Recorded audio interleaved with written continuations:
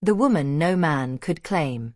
The town of Black Hollow was a place of whispered legends and half-forgotten tales, where shadows clung to the edges of memory, and the past never truly stayed buried. Of all the stories murmured over candlelight, none was as feared or as haunting as that of Eleanor Ravenspire, the woman no man could claim. Eleanor arrived in Black Hollow on a storm-laden evening in 1893, her presence marked by a wind that carried the scent of rain and something far more unsettling. She was striking in a way that defied beauty, a presence that drew the gaze but repelled the touch, like an untamed fire burning just beyond reach. Her eyes were dark pools, reflecting the secrets of a world few dared to comprehend. She took residence in the old Brierwood estate, a house abandoned for decades, its history as bleak as the skeletal trees surrounding it. The town's men were drawn to her, lured by a force they couldn't explain. Yet, one by one, those who courted Eleanor met a fate as chilling as the woman herself. They would vanish, sometimes in the dead of night, sometimes in broad daylight, leaving behind only echoes of their existence. Their homes would be found empty, their belongings untouched, their fates unknown.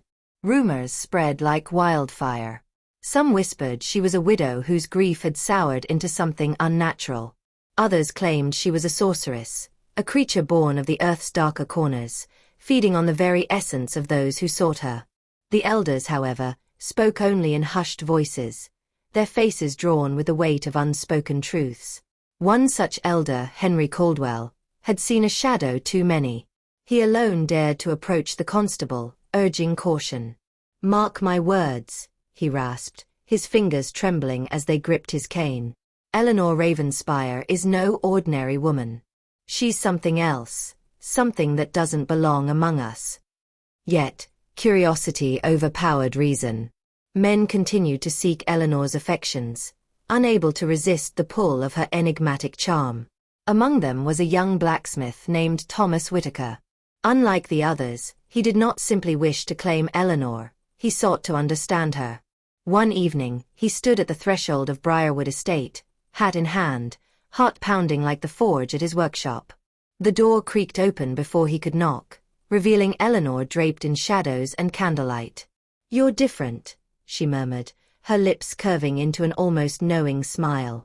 "You seek more than what the others did." Thomas swallowed hard but did not step back. "Who are you?" he asked, his voice steadier than he felt. Eleanor studied him, her gaze piercing through skin and bone. "Do you truly wish to know?" He hesitated, but the silence that followed was heavier than his fear. "Yes."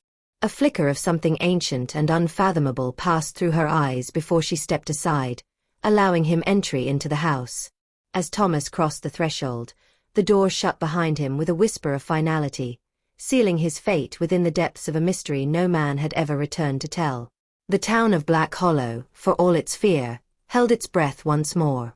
Would Thomas Whitaker be the exception, or merely another soul swallowed by the woman no man could claim? Days passed, and Thomas Whitaker did not return. His forge remained cold, the embers in its belly long extinguished. The people of Black Hollow watched Brierwood estate with wary eyes, but no sign of him emerged. Whispers grew, twisting into tales of horror, of a man lost to the shadows that lived behind Eleanor Ravenspire's eyes. Inside the estate, Thomas sat in a dimly lit parlor, his heart hammering as Eleanor watched him from across the room. A single candle flickered between them, casting their shadows long against the peeling wallpaper. "You are unlike the others," Eleanor said at last, her voice a soft breath against the heavy silence. "They came to claim me, to possess me. But you wish to understand." Thomas clenched his fists, fighting the growing unease curling in his stomach. "Why did they disappear?" he asked. "What happened to them?" Eleanor tilted her head, studying him.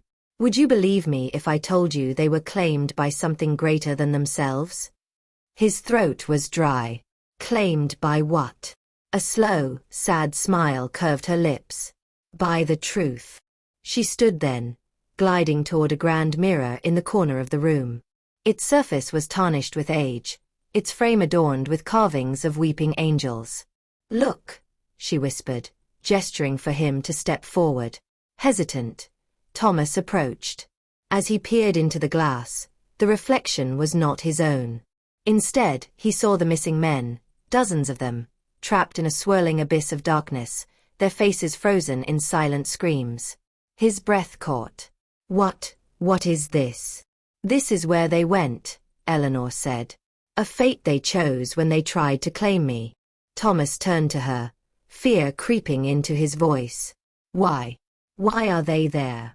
Eleanor's eyes darkened. Because I am not meant to be possessed. I am bound to something older than time itself. Those who try to own me are taken by it, fed to the void that watches from beyond. The room seemed to pulse around them, the walls tightening, the candlelight flickering with unnatural shadows. Thomas took a step back, his mind reeling. He should have run. He should have never entered Brierwood estate. But it was too late. Eleanor turned to face him fully, the candlelight flickering against the sharp angles of her face. Now tell me, Thomas Whitaker, she murmured, her voice barely above a whisper. Will you try to claim me? Silence stretched between them, thick and suffocating. Thomas knew his answer would determine his fate. Thomas swallowed hard, his pulse pounding in his ears. The faces in the mirror twisted in silent agony, their eyes pleading with him to understand, to turn away, to run. But Eleanor was watching him, waiting. No, he finally breathed, shaking his head. I won't. Something in the air shifted. The flickering candlelight steadied, the pressure in the room lessened. Eleanor's dark eyes softened, and for the first time since he'd met her, she looked almost relieved. You may be the first, she whispered. The first to see me as I am, not as something to be owned. Thomas took a cautious step forward. Then what are you, Eleanor? She hesitated, then reached out a hand. Come with me, she said. I will show you. Hesitant but determined, Thomas followed her deeper into the house. They descended a winding staircase that seemed impossibly long, the air growing colder with each step. When they reached the bottom, he found himself standing before an ancient stone archway covered in symbols that pulsed with an eerie greenish glow. Eleanor turned to him. This is where it all began, and where it must end. Thomas's breath hitched as the air around them trembled. The shadows beyond the archway moved. Something was waiting, and it was hungry. Eleanor stepped closer to the archway, her fingers trailing over the glowing symbols as though tracing the edges of a long-forgotten memory. The air thickened with something ancient and restless, a presence that stirred in the darkness beyond. This is the gate, she said, her voice barely above a whisper. The place where men vanish. Where their hunger to possess me leads them to be possessed instead. Thomas hesitated. He could hear faint whispers beyond the threshold, voices layered upon one another, pleading, warning, beckoning. What's waiting for us? He asked. Eleanor turned, her expression solemn. The truth. Thomas inhaled sharply, his mind racing. He had come seeking answers, but what he found was something far beyond human comprehension. Eleanor lifted her hand, fingers barely grazing the edge of the archway's stone frame. A deep, guttural growl rumbled from the shadows beyond, and suddenly, Thomas understood. The entity that took the men of Black Hollow had always been there, waiting. It was not Eleanor they sought to claim. It was the force she was bound to. With a final glance, Eleanor whispered, Now you see. I was never the curse. I was the warning. The entity surged forward, a massive, formless darkness that devoured the air itself. But this time, something was different. Eleanor did not step aside. She faced it. A brilliant light erupted from her form, blinding Thomas as a spectral wind roared around them. The entity screeched, recoiling, the men's trapped souls wailing within it. Eleanor clenched her fists, her voice rising above the storm. I release you, she cried. A final, deafening crack split the air. Then, silence. Thomas opened his eyes. The archway was gone. The house stood empty. Eleanor was nowhere to be seen. Black Hollow would never understand what happened that night. But Thomas knew. The woman no man could claim had never belonged to this world. And now, at last, she was free.